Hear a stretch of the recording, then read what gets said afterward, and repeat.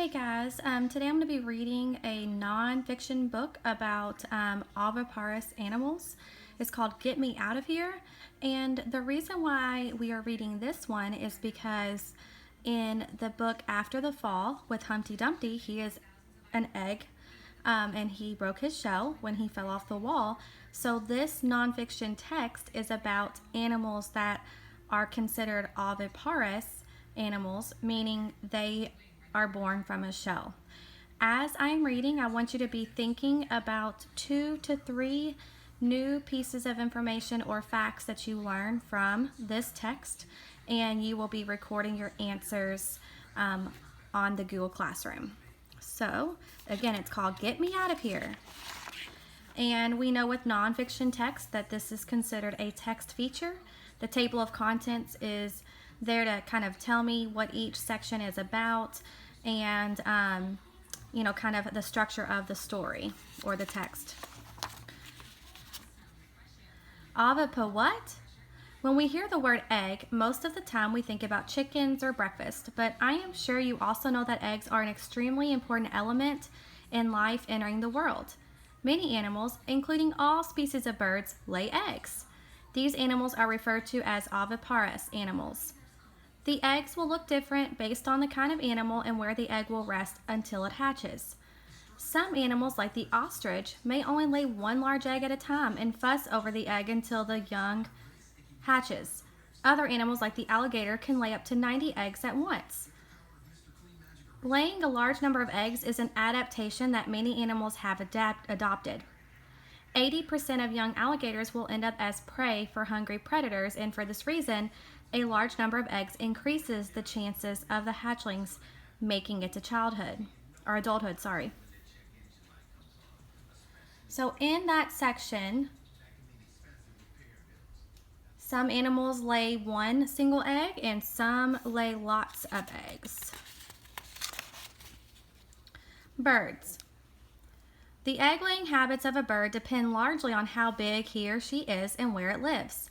For example, the rockhopper penguin builds its nest out of pebbles, but the male emperor penguin holds its egg on top of its feet to keep it from freezing on the ice.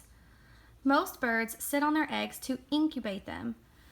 Incubate means like to keep them warm, including large birds like the swan. What does this tell you about the swan's eggshells? That's right, they must be strong enough to support the weight of the adult swan, which weighs about 30 pounds. Eggshells are also different colors. Many eggs are plain white, but eggs that are laid out in the open have markings to help camouflage them. Just like humans, other animals love the taste of eggs, so they are always on the hunt for an unprotected nest. This has forced birds to adopt survival techniques such as camouflage for themselves and their young. When a hatchling is developing inside the egg, it uses the yolk as its source of food. The yolk is full of fat and protein. After they are hatched, birds will rely on their parents to bring them food. Unlike mammals who will receive their mother's milk, birds will need their parents to hunt for them.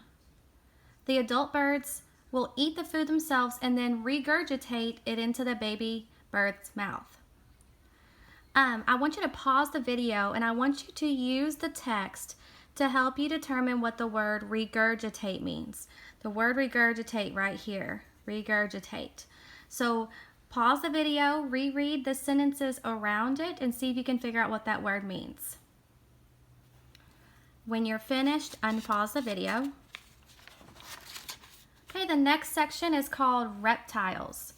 Sea turtles have been on Earth for many years. This makes them part of one of the oldest animal families that at one point included dinosaurs. Their long history of survival makes it surprising that they don't have much maternal instinct when it comes to their young. The female sea turtle emerges from the ocean in the middle of the night. She will dig a deep hole and lay up to 110 ping-pong-sized eggs. This group of eggs is called a clutch. She will cover the eggs with sand and then return to the ocean, never to meet her young. Like with many reptiles, the temperature of the nest determines the gender of the hatchlings.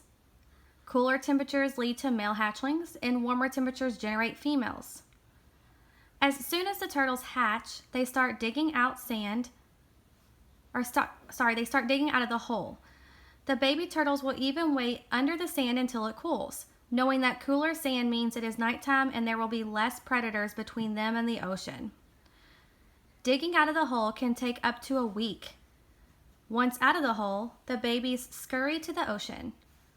They are born with natural instincts that guide them toward the water. It is estimated that only 1 in 1,000 hatchlings will survive to adulthood. And just a quick reminder, as I'm reading, you should be thinking about 2 to 3 new facts that you are learning. Amphibians. The word amphibian means 2 lives. These animals start their lives in water breathing through gills, but they develop lungs and legs so that they can live on land.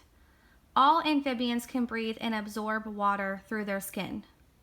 Another characteristic that most amphibians have in common is the 3 different stages of their lives.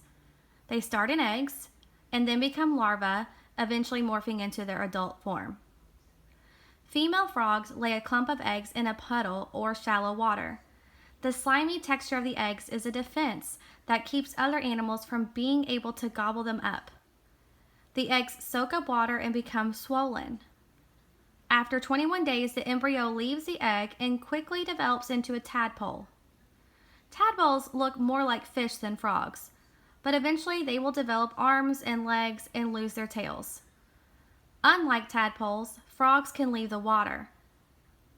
Large amounts of frog eggs increase the chances that at least a few will make it to adulthood.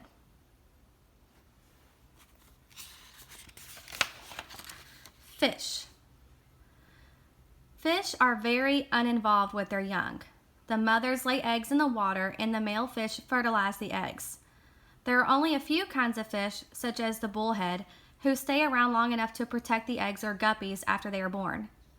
Because so many of the larvae will be eaten before they have a chance to hatch, many fish lay an extremely large amount of eggs. Female codfish produce up to 9 million eggs in a single year. Have you heard of the salmon run?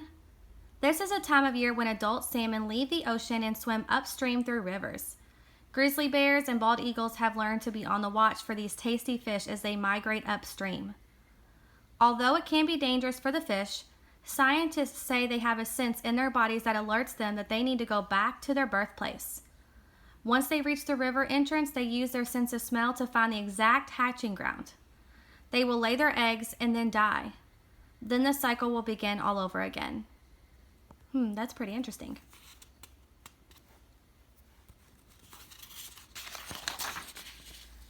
Arthropods. An arthropod is an animal that does not have a spine. Instead, it has an exoskeleton, a segmented body, and at least 6 jointed legs. 80% of all living animals on Earth are arthropods. There are over 1 million different species of arthropods. Some examples are spiders, lobsters, horseshoe crabs, scorpions, insects, and shrimp. They are the most diverse animal group. Many people fear the distinct spider known as the tarantula, but they rarely bite unless they are defending their egg sac.